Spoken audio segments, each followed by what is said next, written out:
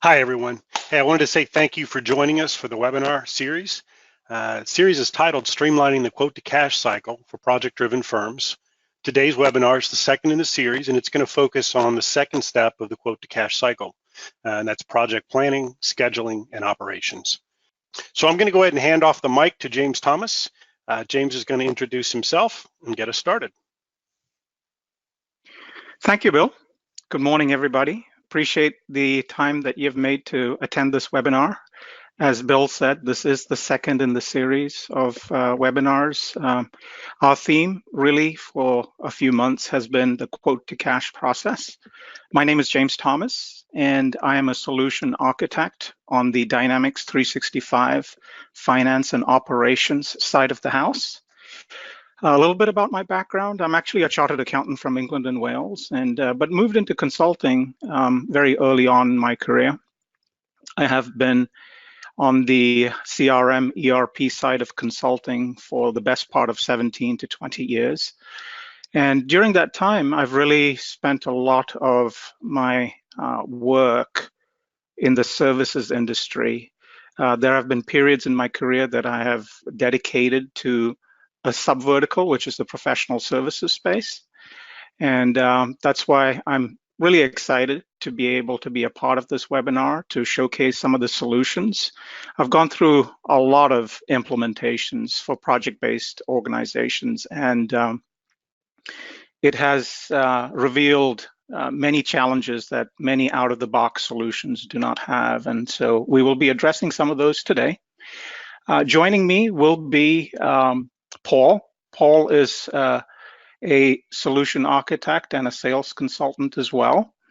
And he will be doing the demonstration, and he has been helping project-centric companies for the last 30 years in optimizing their business processes, also on the ERP side of the house.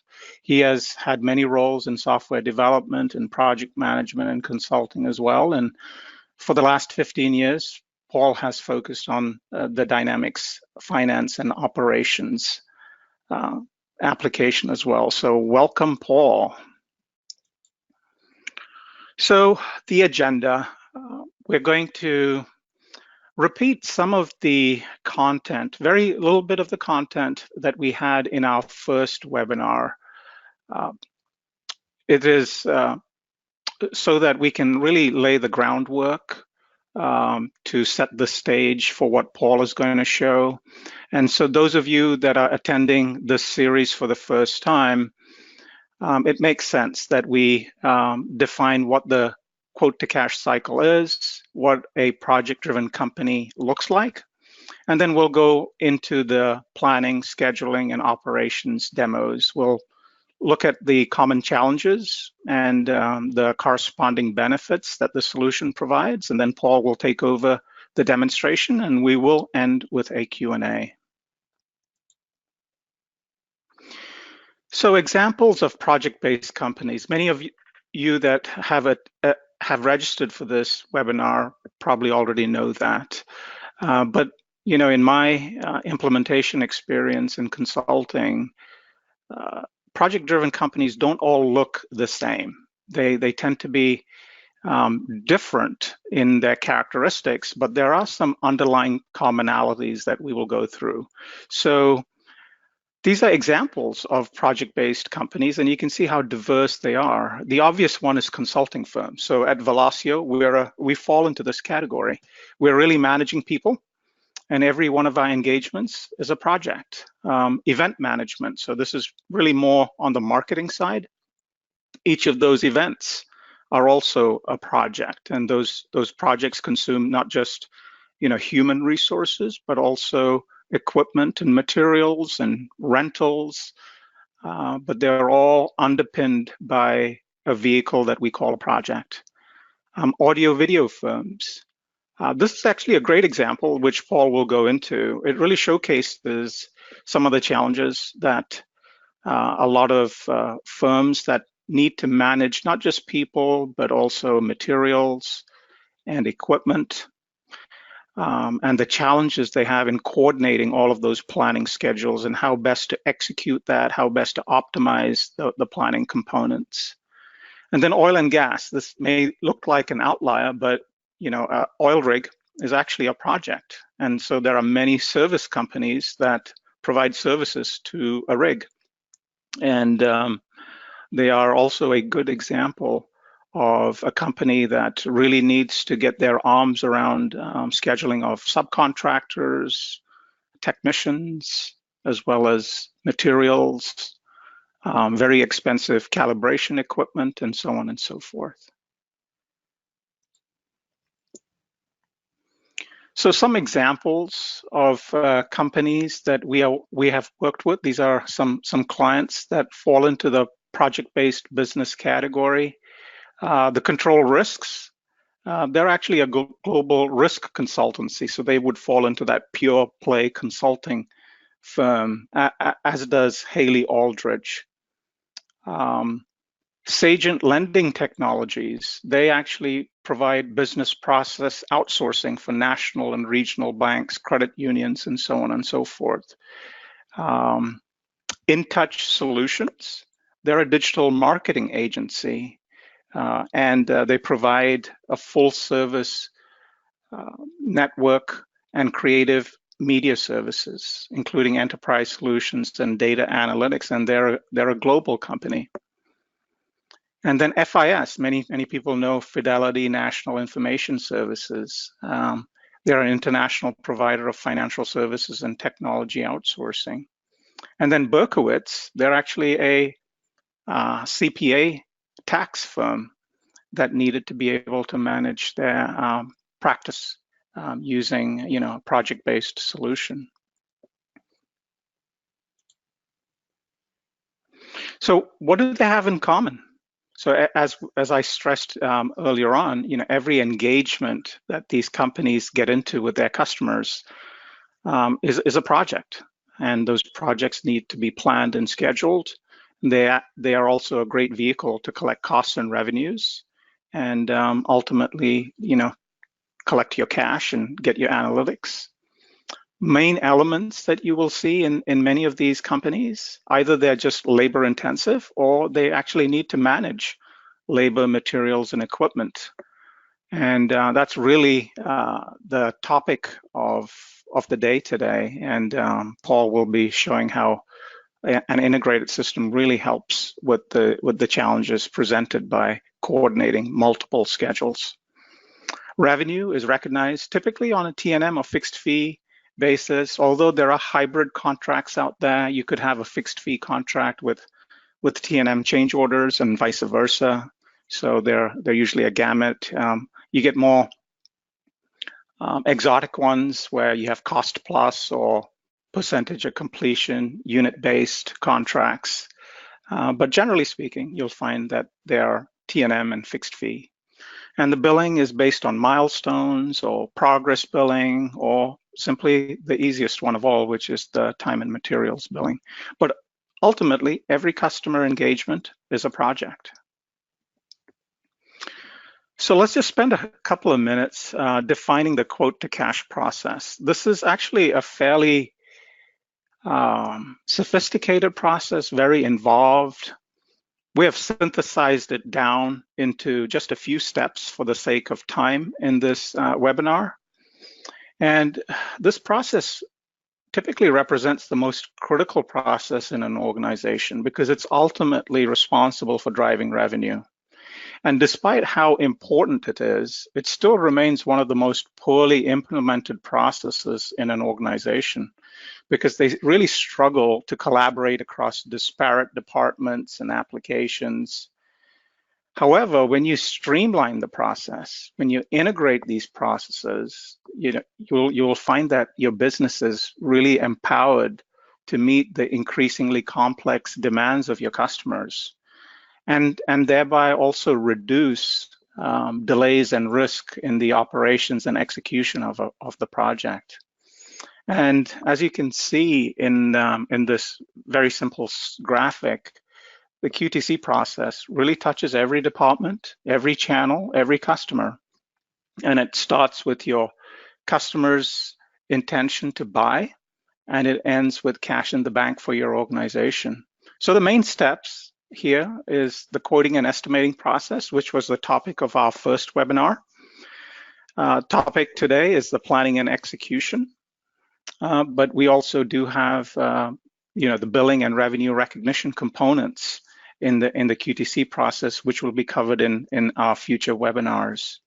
And as you can see from these steps, the QTC process touches many departments that are historically siloed and leads to inefficient sales and operational processes. So really the goal is to optimize these collaborative processes so that you can increase your sales success and ultimately your profitability in the project delivery. So I want to pause there here, and Bill, I was wondering, can we do an audience poll on seeing what type of scheduling applications are currently being used by those that are watching this webinar? We can, and it should be on the screen right now. For those of you who cannot see it, what scheduling application do you use? Microsoft Excel, an off-the-shelf application, something you've custom built internally, or some companies, of course, probably don't use one. And we're getting close. Most of the votes are in. Let me go ahead and close the poll. 40% said they were using Microsoft Excel. 40% said they were using Primavera or another off-the-shelf application. Nobody on the webcast actually had a custom build application that they created internally, and 20% don't use one at all. Yeah, that's interesting. I was expecting, Bill, that the Excel one would be a little higher. After all, it is. Yeah, usually it is. And when we did a similar poll on the first webinar on the quoting side, Excel definitely topped the list, which happens to coincide with the fact that it is the most commonly used quoting application. Interesting to see that it's also used for scheduling. And Primavera, yeah, that is an industry leader in in scheduling, especially in complex areas like construction. So no surprise there, but good to see the audience response there. Thank you for that, Bill. So let's take a look to see what a typical solution for a project-based firm looks like. And this slide is intentionally busy. It is also intentionally confusing because that is the reality in a lot of organizations. So the QTC process is, as I mentioned, it's not just critical, it's complicated. It goes across multiple departments. And so when you have each department with their own set of tools that don't really talk to other departments or other applications, you have a very complicated process. And we'll go into some of those challenges in a little bit. So what you can see here is that there's workflows and work streams all over the place. People doing multiple steps, maybe duplicate steps, manual steps.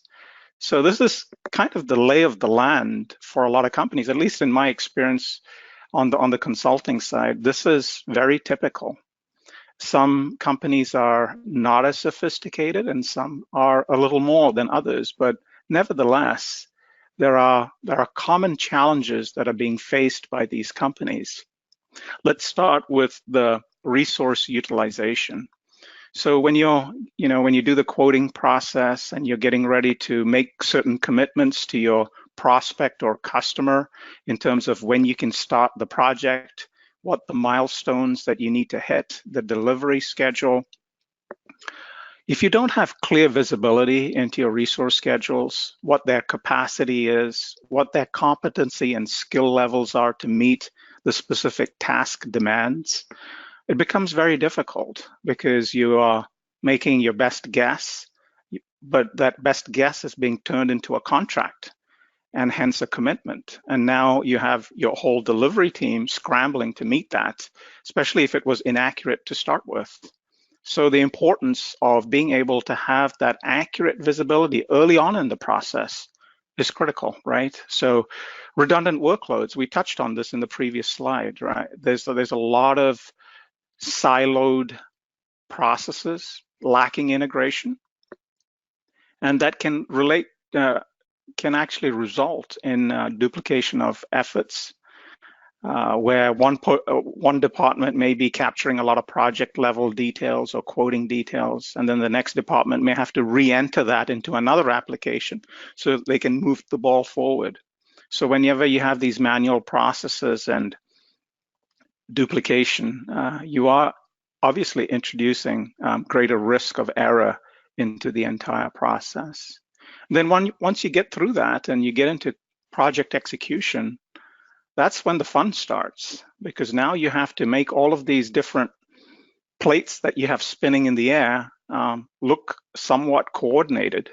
So you have to make sure that there is good alignment of your resource schedules with your procurement schedules. And so Paul will really highlight this. And I must say that just this point here has been very symptomatic of many firms that are running manual quote to cash processes, just challenging to coordinate. I'll give you an example. So if you need to be able to have a crew or a team of people out on a site, but they are dependent to do their work on materials arriving on time on that site, you need to be able to coordinate those schedules, your purchase order schedules, your delivery schedules, lead times, all of that have to be considered when you're doing this level of planning involving multiple cost components.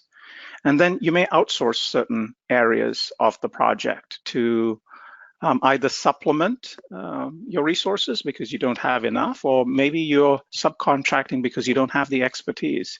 Subcontracting is actually fairly common.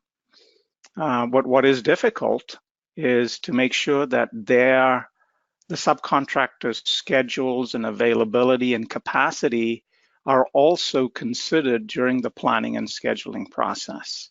Typically, they're not.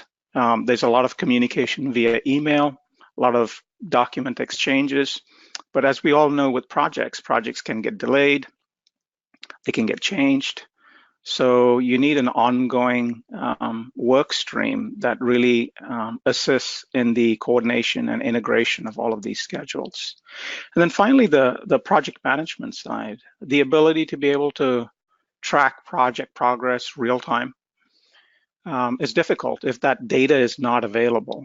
And if every week, if you're a project manager, and in order to produce your status reports, you really have to spend many hours gathering data from different people, compiling it into a spreadsheet, turning it into a progress report.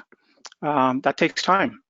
And it becomes more challenging the more complex the project is, the more personnel that are involved. Multi-stage, multi-phase, multi-company projects increases the complexity of producing this type of information. The other thing that we had touched on in the first webinar on the quoting is the ability to estimate one way and then manage the project in another way. So you may do your estimating using your traditional work breakdown structure, but from a project management side and operational side, you may need to actually use a cost code structure that in some cases, especially in construction, these are mandated by your customers. So that is also a challenge when you don't have the tools to be able to accommodate that easily. So all of this dovetails very nicely into, what Paul is going to show in terms of how those challenges become benefits with really an integrated. I guess the word to take away from this slide is integrated, because integration increases your utilization percentage, because you're really looking across multiple tool sets and applications to optimize your demand based on your available capacity.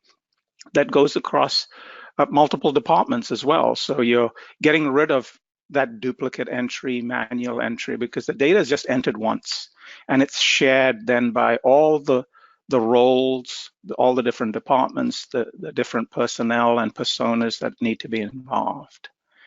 The inventory and carrying costs, to reduce that, especially when you're managing materials.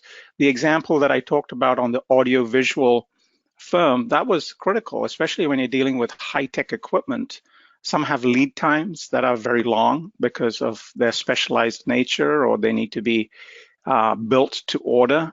So the ability to cater for lead times in your planning process when you generate your procurement, like purchase orders, and coordinate that with your schedules for delivery of other equipment, your milestones that you need to hit on your project plan, and the schedules that your resources are going to be working on the project. All of that have to be carefully coordinated so you don't land up having to expedite inventory because of poor planning.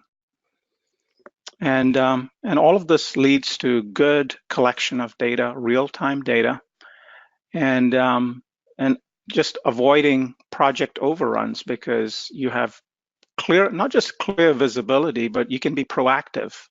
You can look at your critical paths.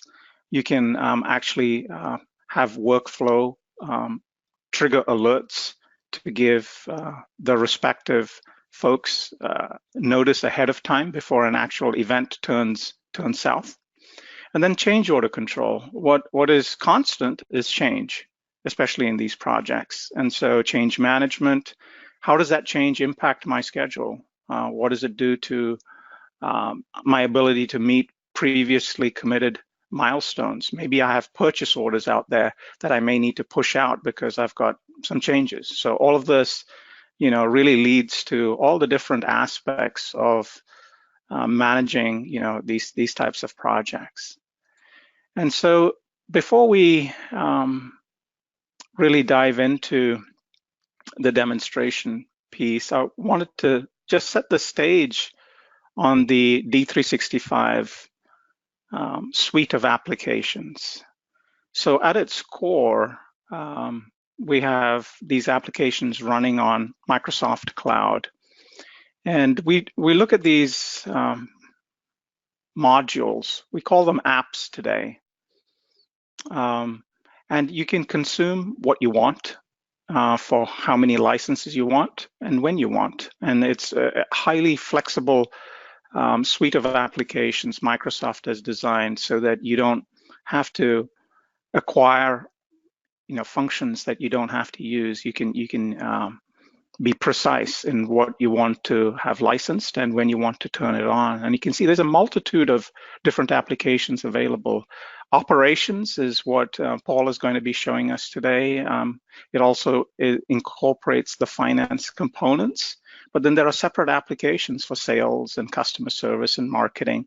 Talent, which is important for consulting firms, right? The whole HR management, onboarding, applicant tracking, all of that.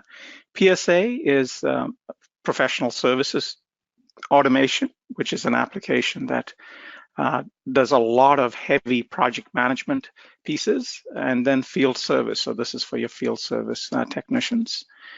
And all of this is in the broader ecosystem that seamlessly connects with Office 365, which is amazing. That we'll get a chance to take a look at that as well. And then the Power Platform. So this is, Power BI, Microsoft Flow, Power Apps. These are low-code utilities that help you enhance your productivity and your application by giving you the ability to deploy very specific apps, either on your phone or within the overall application, to meet specific requirements with very, very little development effort. And so with that, Bill, I'm going to turn this over to Paul, and he's going to give us an introduction into the solution demo flow, and then get stuck right into the meat of today's webinar, which is the demonstration. Okay, thank you, James. Thank you, Bill, for giving me the stage. So what I will do is we will dive in the solution real quick because we only have one slide to show you. And this only shows a bit of the flow that we're going to show today. But what I would like to do is start with where we left off last time. We summarized the previous webinar a month ago about quotation and estimating. And then from there, take it into the project. So what we literally do is we take the quote, and once it's approved, also by the customer, then we can transfer the data automatically using a wizard into a project. And what I want to show today is then a bit of the project work breakdown structure. We're going to have a look at the sub-projects and the activities, and what does it look like with hours and items. And very importantly, the cost codes that we have. And then also from that perspective, we're going to have a look at project subcontracting, planning and scheduling, logistics, and project change. And that's all basically from one central, you could say, entity in Dynamics 365, which is called the project. So let me quickly switch to my system. Dynamics 365 Finance and Operations, as you can see right there. And I'm going to start at the quotation. So this is where we were last time in the quotation phase. We have an example of a video audio firm. So when I look at this quotation, number 38, you can already see, by the way, that this has been transferred into a project. The project ID is right there. And this is an example of how the system is completely integrated. When I transfer a quotation into a project, there's no manual data entry necessary. But let's first have a quick look at this bit or quotation. Now, if I look at my advanced work breakdown structure, what you see is the project structure to your left, the projects with the activities that are needed to literally execute the project once it becomes a project. So we have a discovery and scope and design and planning, and all these activities we estimated in the last webinar. And what you can see is that it's actually a mingle or mixture of different types of transactions, as we call them. It can be hours, it can be items, it can be equipment. Here you see on-site consultation only consists of hours, but if I go to the issue POs, I need some time to do that, but also I need items to procure. And if you go, for example, here to the audio systems themselves, it's not only hours that we do for testing, but we also need to calibrate that equipment.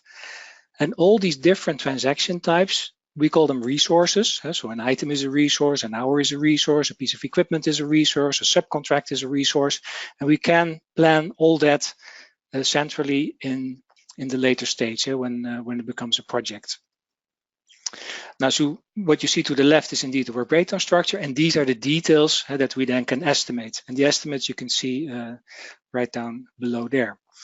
And in the end, that will create a cost and a revenue, or an expected cost and revenue on the project. So my calculated value, my bid value, my cost value, and I can already see what my margin should be once this is a project. And what we can also do is we can summarize this into cost codes. Now, in a lot of industries, this is mandatory. In a lot of industries, we have cost code standards, but of course, you can also define them yourselves. But if you have a customer that tells you to use these cost codes, we can do that. So it summarizes across the WBS and also across transactions. So it shows you, for example, the margin on purchasing that we're intending to make. And this is also moved into the project. So we can also do our cost control and our earned value analysis based on cost codes instead of going into all the details of the individual activities that we need to perform.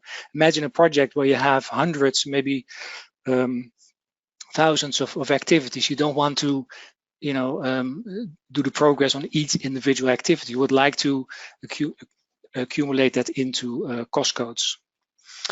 Now, what you can also see here is subcontracting. So we work with color codes, so that makes it easy to recognize a subcontract. In this case, it's orange, so I can see that I am going to subcontract part of my cabling. And on the bottom right there, you can see that subcontract. Now in this phase, I'm only creating the subcontract, so I already know that I'm going to subcontract this. And once this quote is transferred into the project, the only thing I have to do is activate the the subcontract, which then will create a commitment with my subcontractor. And I can still plan that activity as if the subcontract stays a part of my planning. Another little detail here is the television. It's a yellow line, and that means it's an alternative or an option to another activity that I have. So I can offer my customer a choice between two options. Now, this is basically what I wanted to show you here in the background, and that's something that people usually tend to kind of forget because it's a separate process. What we do in the background is we build up the planning, because we do not only estimate hours and equipment and items and subcontracting, but we also plan it out. And so we can talk to our client and say, hey, this is the project plan as we think that should work for you. And we can even already start looking at the required resources, so the human resources that we need to fill this project. Now, the next step would be once you have that quotation and you have it estimated, there is workflow in the system. So that means that we can say, okay, now we're going to ask for internal approval for this quotation. That can be done based on value, for example. If it's more than $100,000, I would need approval from the next higher level in the organization. And then if that's done, the next step would be to send the quotation, which is more or less a status change in the system. So we know that this quotation is at the customer site. And then it could be that the customer confirms this and says, yes, this is okay. Or we can go into negotiations, which means breaking up the work breakdown structure again, make changes, and then go through the whole cycle again. So we can confirm it. And the last step would be to transfer this into a project. So we literally copy the quotation into a project as a base. So that means that the estimates that I have here will become my starting budget on the project. Now let's quickly move into the project itself.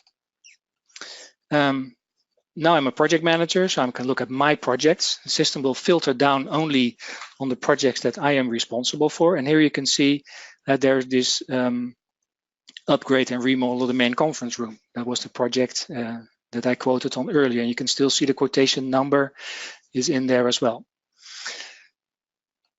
Now what I can do here is that when we transfer the quote into a project, the system will automatically create sub-project, which means that I can have a mixture of time and material, fixed price, but also progress billing, for example. And I can have multiple project manager working on the same project, and they're responsible for different sub-projects. Now, if I go into my advanced work breakdown structure, you see the same structure as we've seen on the quote, but now we're in the project phase. And that means there's a lot more information available to the project manager and also to the project controller to be able to execute the project. This is almost the same screen. So here's my estimates, but I can still change them, of course, on the project, and we'll use change orders to do that later on. I can also have a look at the cost and revenue. So it's still the same. And I can also have a look at the cost code. So this is, let's say, the starting point of my project. But you can see now that, for example, at cost code level, I can actually register progress. So I can say, okay, my installation cost code is done for 100%. And so I can see that everything related to installation is done. I can actually also see my internal progress, and I can also have the system calculate my estimate to complete and estimate to completion. But that's a topic for the next webinar. Also, progress and earned value is a topic for the next webinar. But what I can also see here is my budget. And so we start off with the original bid value, which is let's say the status quo when we created the project. We also have a current bid value, which is the status quo at this moment. And so due to pending changes or variations, we will get a new budget. So that's the part where you go in and make changes to the project. And remember, it's all in the same database. So whichever way I look at it, for each and every person in the organization that looks at this, it's all the same. Now here we have subcontracting. And I think I already, well, I've shown you that a subcontract was created, and I added a new one just for this demo purposes. So we can actually say, okay, we always subcontract installation to a specific subcontractor, or we can say, no, we're going to do it ad hoc. So at this moment, now I'm going to decide to subcontract it, maybe because I don't have the resources myself. And then we can still decide to subcontract hours, like in human resources. Am I going to subcontract the materials as well, or the equipment? Am I going to use multiple subcontractors for the same activity? That's all possible. And the only thing I literally have to do is negotiate a contract price and say, okay, they can do it for $10, and that will be my subcontract value.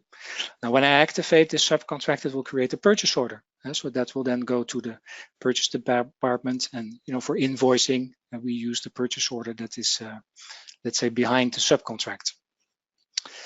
So let me close this. Now, another part of it, so we've already seen subcontracting, which means I'm going to, well, there's another part of subcontracting that we also support, and that is hire workers.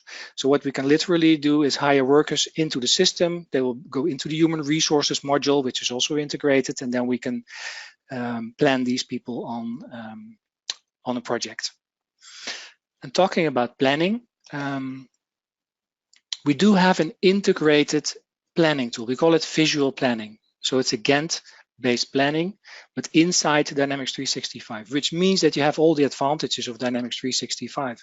Everything is done in real time, and I can plan my demand, for example, but I can also plan resources like the materials and the equipment, and also the subcontractors, of course.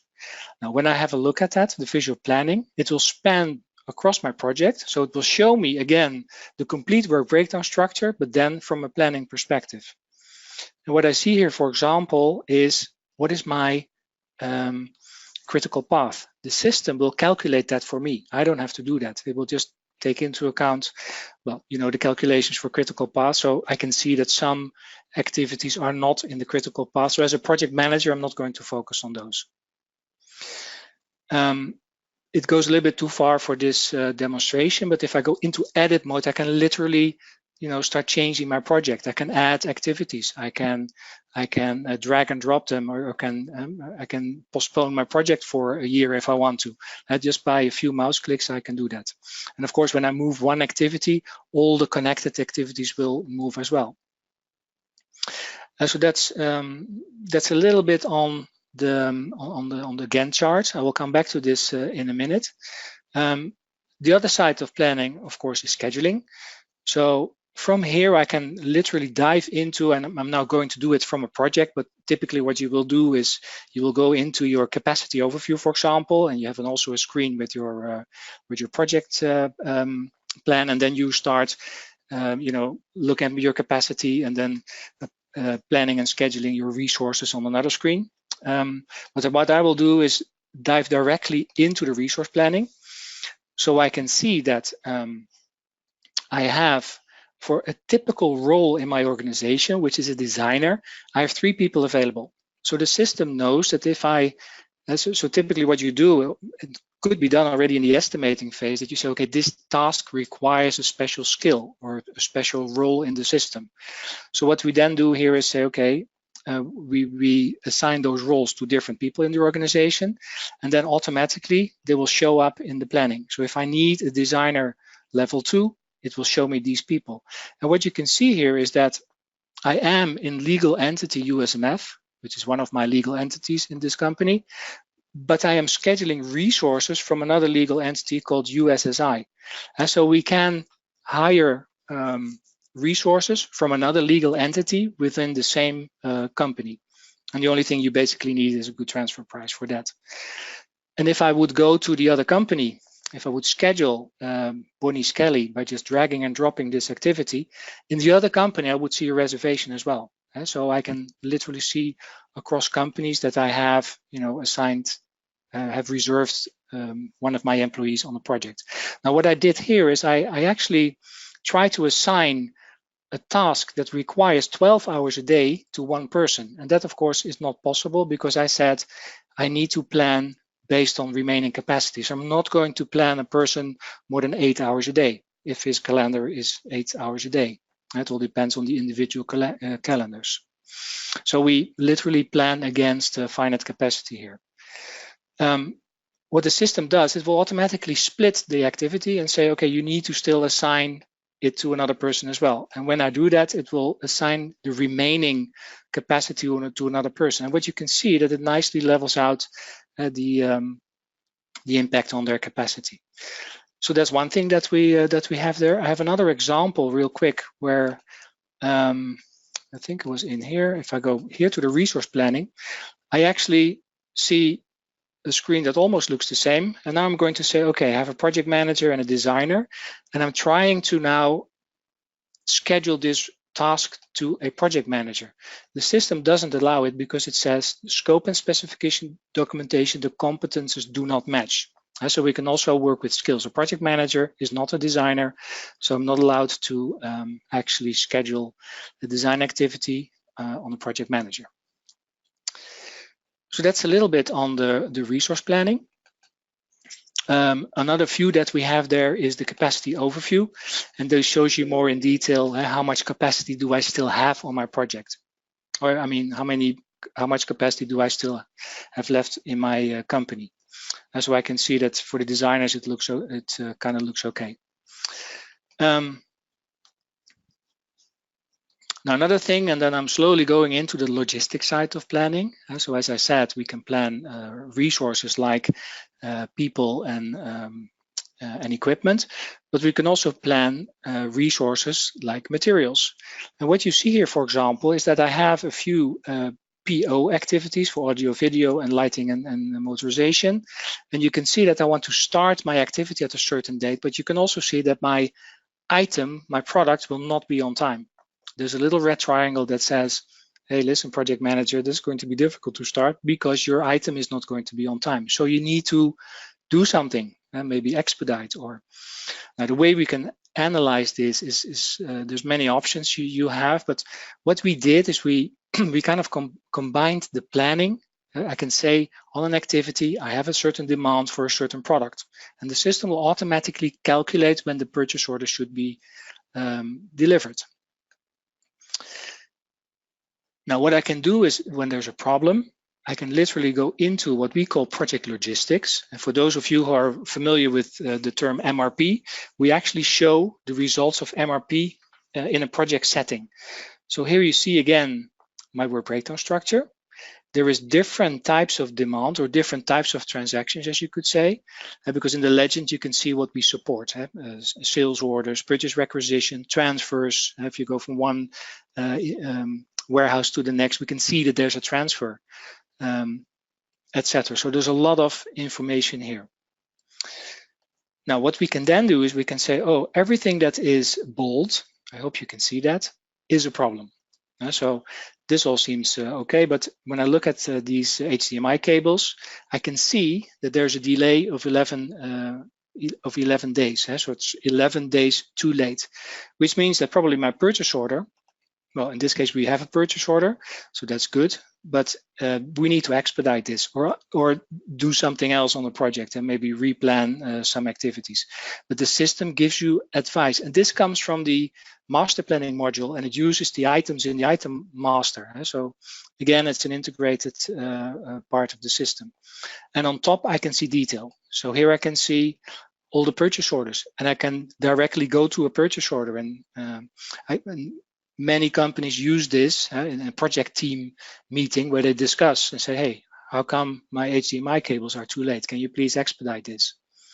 I can also see requirements. So those are, let's say, we created a demand on the project, and the system will try to create a supply and say, okay, we need to plan these purchase orders, but they don't have to be firmed yet because it's not time yet. So, but from here I can literally firm the orders. And so again, a completely integrated solution. Now, if I, last but not least, we have change orders. So if I go again to my work breakdown structure, and it could be that changes are very common on projects. So that's the only constant, just like James just said. But changes can be internal or external. If it's external, it also means that we need to, then it's also on the revenue side. So we're going to need to ask approval from our customers to do this, or maybe it's initiated by a customer.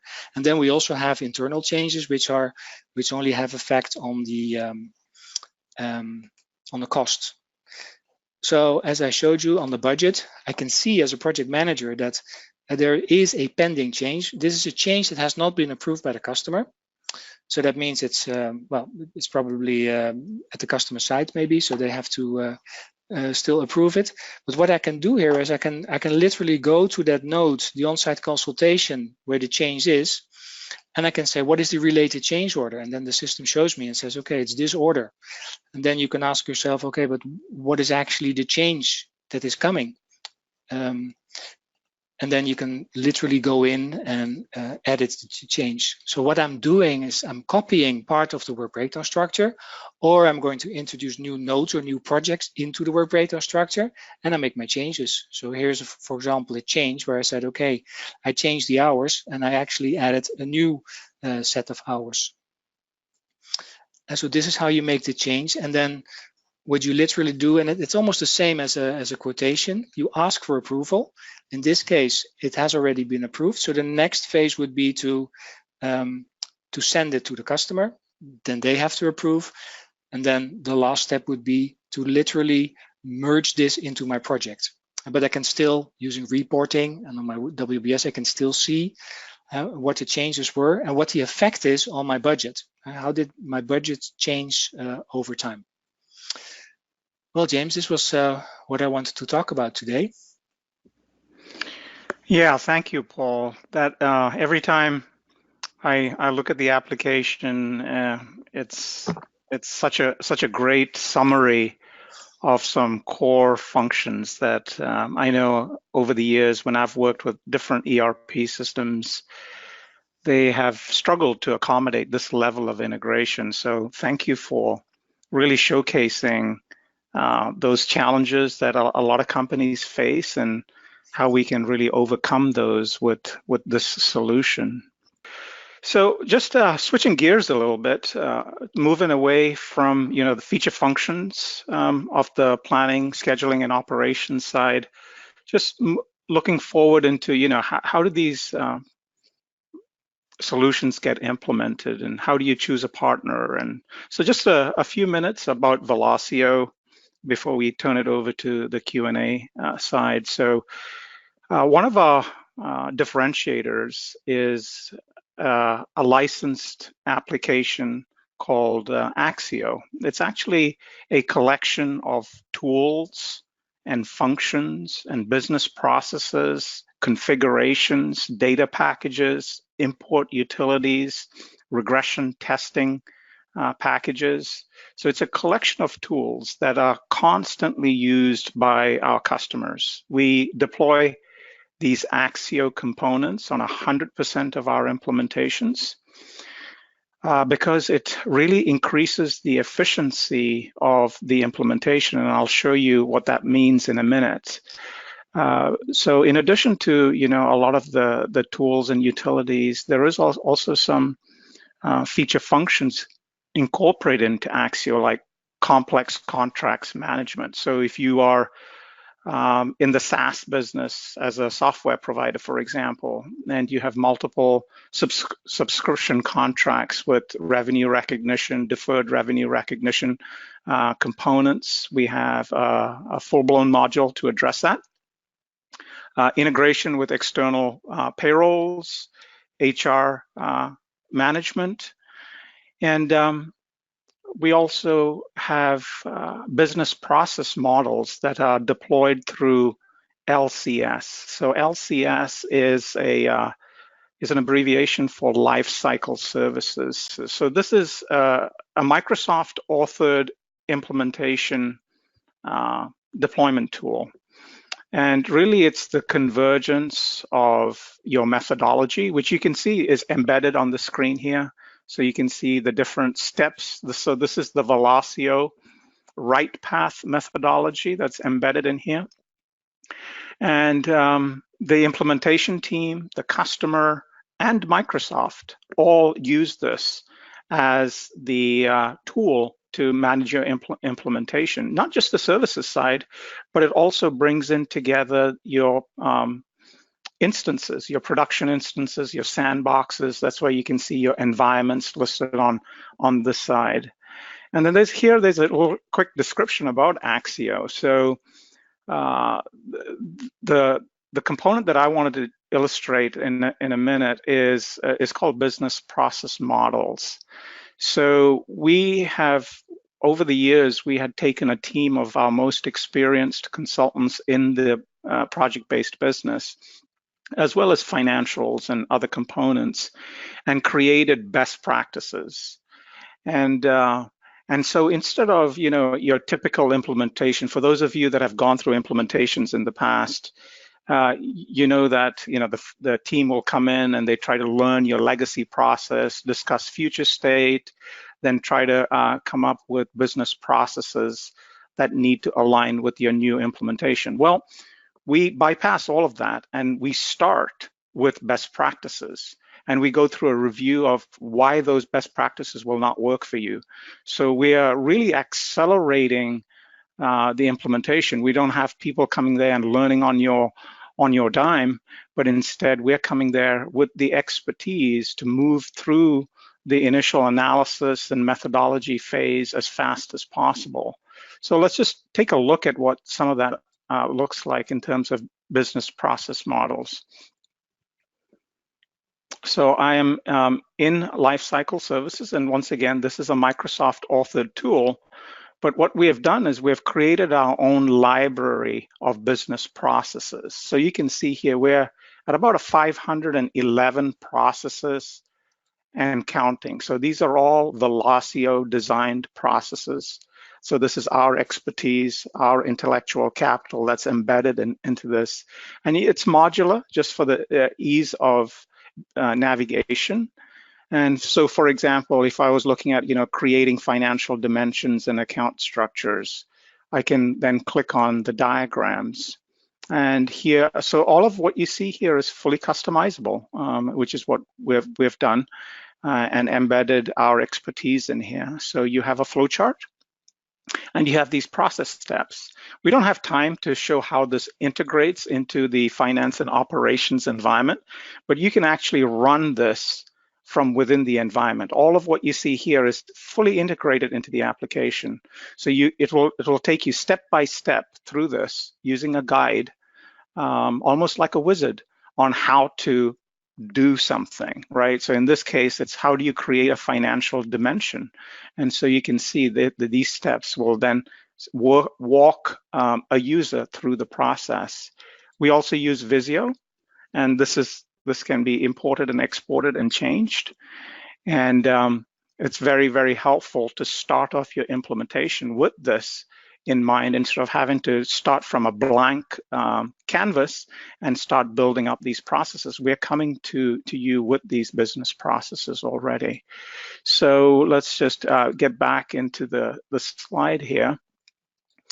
And in order to wrap this up, this is really the overall ecosystem that we've talked about. So wrapped around Dynamics 365 is our implementation methodology called Axio. It's a rapid deployment methodology with embedded expertise, not just from business processes and best practices, but also industry. And we have been around for quite a while, and we are very experienced in the professional services space for project-driven companies. That is our sole focus and our expertise. So we do this extremely well.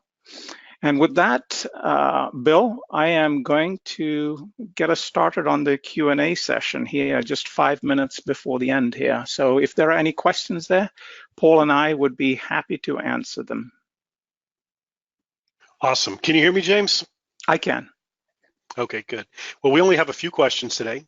I'm going to jump into them pretty quickly. Like you said, we've only got about 5 minutes left. Sherry says, hey, we're a consulting firm and do not use materials or equipment, just manage labor. What functionality is there in your solution to help us manage our business? Yeah, I can take that. So as I mentioned, Velosio really focuses on the services side of the business. So a lot of pure play service-driven firms that don't really get into managing equipment and materials and a lot of the good stuff that Paul showed. Maybe you're just managing resources. Hopefully you were able to see through Paul's demonstration how just the human resource component, by using Gantt charts and those visual planning tools, the ability to look in a fully integrated environment into what the capacity of your resources are, what their skill sets are, their certifications, their availability. All of that comes into play in a consulting firm. I know for us at Velosio, we use the same set of tools to be able to manage our implementation teams, manage our projects, provide the tools for our project managers to effectively meet their obligations on a project. Any other questions, Bill? Yes. Yeah, actually, Jamal says, our projects are managed by resources from different departments and even different companies within the group. Can your software manage projects across departments and legal entities? Ooh, that's a good one for you, Paul. Oh, yeah. Okay. Well, thank you. Okay, so yeah, there's a few components to this one. So I showed you that we can plan resources from other legal entities or other departments. You can literally see in your planning that he or she is from another legal entity. But what I didn't show, and what we can also do, we can actually link projects together from legal entities and then show in one legal entity the part that's in another legal entity, and then literally plan it as well. So I have one planning screen, projects in different companies that are linked together, and then you can plan again from one screen. Even you can do the planning in another legal entity. Great. Yeah, that's great. Right. Thank you. Yeah, we have one more. Curtis asked if the solution integrates with Microsoft projects.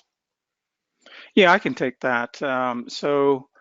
Dynamics Finance and Operations has integration with Microsoft projects, so you can initiate your project plan within Microsoft projects, and then it can be brought into the D365 environment. There are also some alternatives that make the landscape much richer. So on the roadmap, when we were looking at the overall Microsoft ecosystem, I referenced a module called PSA, Professional Services Automation.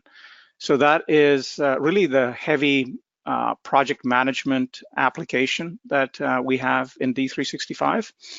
And in October timeframe, make no commitments on this because this is from Microsoft, they are going to be in the process of integrating projects online, which you can actually activate through your Office 365 subscription and initiate your projects there, and it will be automatically integrated into PSA and Dynamics Finance and Operations. So a seamless experience if you have a culture of using Microsoft projects and you want to retain that application for the initial scheduling and planning components. And it has a great resource planning engine as well. And so if you go down the Microsoft projects route, we would steer you to use Microsoft projects resource planning and scheduling engine as opposed to what Paul just showed you. So it just depends on the circumstances in terms of the applications that are most relevant. Fantastic. Anything else, Bill? No, I think that's all the questions that we'll be able to take today. We're kind of bumping up against the end of the hour. Hey, I want to thank you, James. I want to thank you, Paul, for taking some time out to share the solution and some of the strategies with our audience today. For those of you who may not be aware, I think we mentioned it, but this event is the second in a series of events around the quote to cash process. If you're interested in seeing a recording of a previous event or registering for any of the upcoming events, if you look on your screen at the bottom left, you can go to velosio.com/QTC, and that'll take you to a page that has multiple opportunities for you to register. Other than that, if you have questions for the presenters, go ahead and send it to James Thomas. You can see his email is also on screen, jthomas@velosio.com. James can get you an answer, or he can get you connected with somebody that has other information. So again, that will conclude today's event. Thank you all for attending, and we hope to work with you in the future. Bye-bye.